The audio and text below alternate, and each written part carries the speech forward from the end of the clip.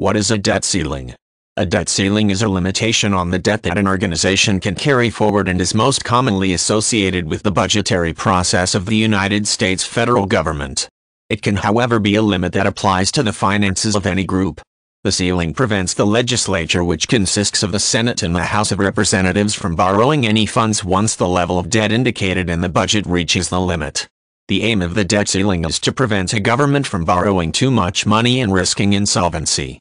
It is, however, an arbitrary figure and can be raised at any time through the combined actions of the legislative and executive branches of the federal government.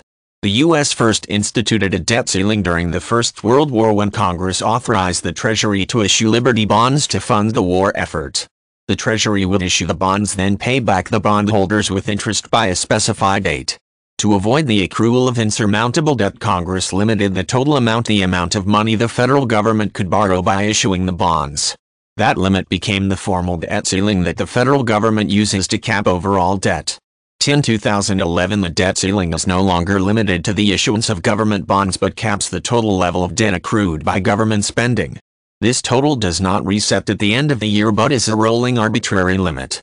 When the federal government's national debt approaches the debt ceiling, Congress must either pass a budget resolution that reduces spending to a level less than total revenue that will eliminate the deficit, or it must pass an initiative that generates more revenue. Congress can also pass a bill that increases the debt limit, though this option is often politically volatile.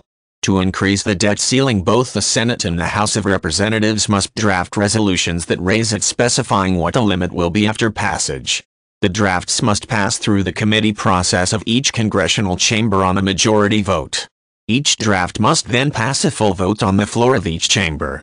If the bill passes, the House and Senate versions must be reconciled in a joint committee of both chambers. The President of the United States must then approve or veto the debt limit increase.